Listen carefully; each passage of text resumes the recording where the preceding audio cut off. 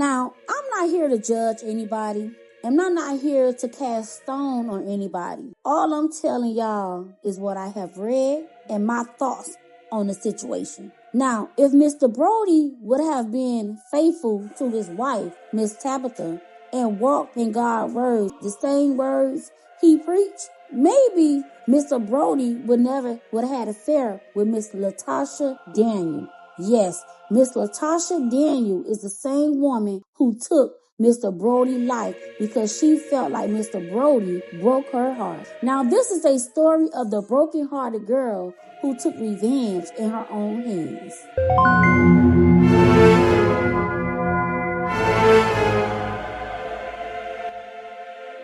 Now, like I said, I'm just going to voice my opinion and give y'all my intake on the situation after watching the trial. Now, at the beginning, Mr. Brody said him and his wife was okay to an open relationship. We can talk and that's when stuff can get more serious.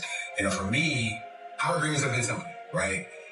No exes, nobody from Jacksonville, which is home for us, and nobody in the city that you live in, that currently live in, which means nobody in Memphis.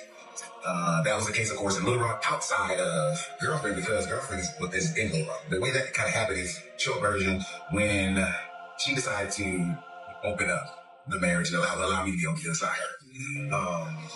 Girlfriend's a therapist, right? And she didn't go there for therapy, but she asked her some questions. And based on the therapy session she had with this other lady. And she was asking her some questions after she had just said, bro, this is what I'm going to let you do. What it is, from there, she asked her questions. And so she was like, I just got a couple questions for you. They both agreed that whoever they bring in cannot be a formal ex or somebody close in range. So Miss Latoshia Daniels was Miss Tabitha and Pastor Brodes' friend. So he already broke the rule by having an affair with her. So he never told Miss Tabitha about Latoshia. So this clip is him talking about Latoshia not being okay with the ethical non-monogamy, and you being perfectly on board with it. Was that true? No. Did you believe that Brodes was being open and transparent and honest with you about his relationship with Latoshia? What relationship? He wasn't being open with you about his relationship with Latoshia, right? That there was a relationship at all. Right. He was not transparent about that. There was nothing. To my knowledge, there was no relationship. And you never said, because he was so open and honest and transparent with you with his relationship with Latoshia, that you were okay with him then adding another girlfriend. No. That didn't ever happen. No. So if you watch the trial, you hear the wife, when she hit the stand, she said Brody and Latoshia never had a relationship. But Miss Latoshia said her and Brody, in fact, did have a relationship. He just wasn't transparent with her. Y'all had sex. Did Brodes give you any particular instructions? Yes. He immediately told me to download a app for us to be able to communicate. That app was called Confide. Tell the jury what the Confide app did. The Confide app, it's whenever you would send a message and when you read that message, it would disappear. You couldn't screenshot it or anything like that. It would immediately disappear once you took your finger off the screen. Did Brodes teach you how to use that app? As we continued the app, it was probably maybe a week or two later, he found out that if you had, like, other people had your phone number in your phone and they had that app, then they could see you on it. So he had me to change my name on it and also change the way that I attached it to my account. So I went from having my phone number to coming up with a email address. So I made a new email address to be able to attach it that nobody else had. And he taught you what all you needed to do for that app to do that. Correct. So that it could not be traceable back to you. Correct. And he did that all very quickly. Yes. Did he have, or was it almost a rule? Was it a rule that you had to use that app to talk to him. Most definitely. That was our main form of communication as the relationship went on. If he wanted to use a different form of communication, like an email or maybe even direct messaging, he would then tell me, go to this platform or go to that one. But it was not, if I was to reach out to him without him reaching out to me first, I had to use the Confide app. Did he set any other rules for your relationship? Yes. As far as it came to trips that he wanted me to go on with him, I was the one who had to pay my way as far as airfare or travel. And then he would, his words he would then take care of the rest, meaning that I would have somewhere to stay. When I was in the hotel rooms, I was to stay naked. I couldn't have on any clothes. I had to, and the only way I would have clothes on is if, we were getting ready to go out. But other than that, when in the hotel room, I had to be naked. Now, it's always two sides of the story. So we don't know the agreement between Brody and Latosha. Brody could have told Latosha that, hey, this is just a fling between me and you. But however, you cannot control anybody's emotions or feelings, especially when you sexually involved with somebody. Now, in my opinion, here's where everything went left. So Latosha did go to Brody's and Miss Tabitha's apartment. Miss Tabitha let her in and they waited till Brody's to come home. However, when Brody's arrived at the apartment, he looked at Latosha like she was a nobody. So Latosha felt like she was mistreated, overlooked, and straight up played. Because instead of Mr. Brodes being honest with his wife about their affair, he just deflected and denied everything, which made Latosha's emotions be all over the place. And this is why Latosha did what Latosha did. Now, at the end of the day, I feel like Mr. Brodes caused this on his own, but however, no one deserves to be unalive. Mr. Perry getting up. Approximately, it's not 5 minutes, 30 minutes, I don't know. If I had to guess, I would say maybe 10 minutes. Okay. I don't know. And kind of describe what happened when Mr. Perry came in the door. He came in, and he's like, I thought there was a surprise here for me. This isn't a surprise. This is an unexpected guest. Real agitated. Did he seem to know that she would be there? No, he didn't give away to me that he thought she would be there. So he said that, and then he was, telling me about, he had brought me some aminos or something and just regular small talk. And then he sat down and started basically grilling her about why she was there. Okay. And how long did y'all continue to have conversation after that? But it was eat, drink, anything like that? I think they may have had bourbon. I didn't have any. I think that I'm pretty sure he offered bourbon. Okay. Yeah. How long would you say that she stayed?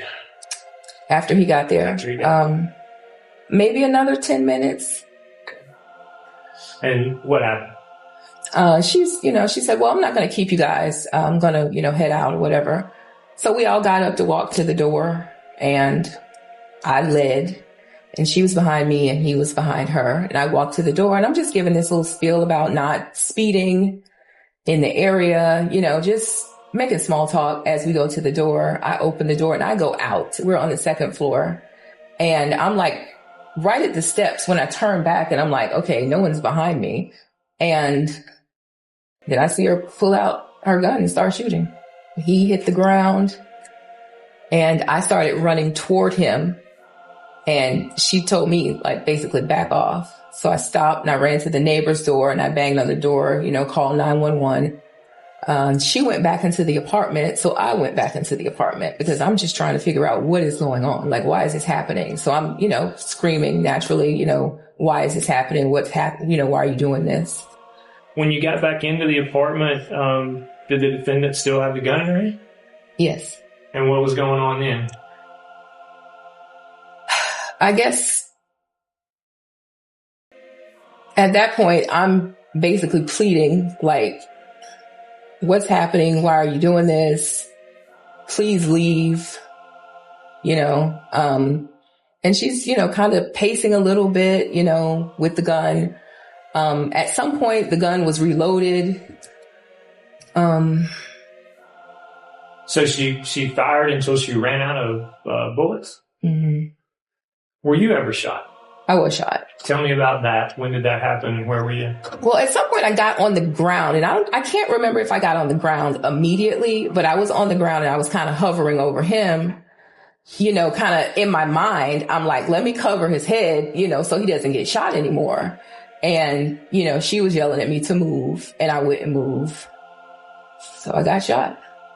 Clearing off the bed, you sleeping over, did you think that was his jumping off point to talk to Tabitha? I thought so. How were you feeling at that point? Very nervous. Were you also excited? I think I was more nervous because I just didn't know which way it was going to go, but hopeful. At some point, you lost hope. Yes. And you said you were going to leave. Yes. Why did you decide to leave? I saw that it wasn't going anywhere. Like I said, he was not giving me eye contact. So I knew, or I felt like he had changed his mind. And I just didn't want to keep sitting there feeling, at that point, stupid.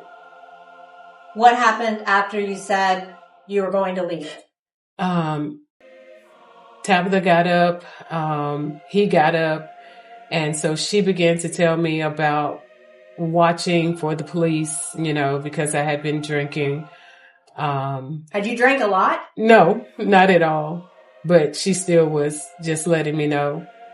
And she began to walk toward the door. And I asked him, would he walk me out? He said no. And I said, why not, sir? That's Southern hospitality for you to walk a woman outside when it's dark.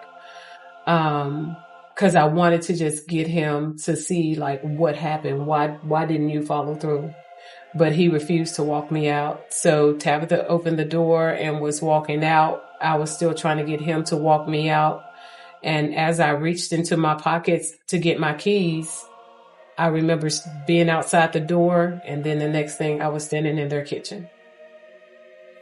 Do you deny that you shot Brodes Perry? I do not. Do you deny that you shot Tabitha? I don't, but I know it wasn't intentional. Did you mean to shoot Tabitha? No, I wasn't trying to hurt anybody. When you went to that apartment that day, did you intend to use your gun on either Brodes or Tabitha? No. When you went there, what was your purpose in going there? Thinking that I was going to get some kind of ending to the relationship. And what do you mean? Like, okay, of course, after I got to, you know, talking to him at the lounge, we had a plan. It was either going to be a start or an ending, but it was something that I could see, like I knew it wasn't just a disappearing text but still, I love you, you know? So I went to the apartment, I guess, for lack of a better word, to get some resolve. Did you have hope given that Tabitha was open to the open marriage? I was nervous about that because, like I said, he had told me she had these rules about not nobody that you know and things like that. So I'm like, she knows me. So I don't know what that was going to be like.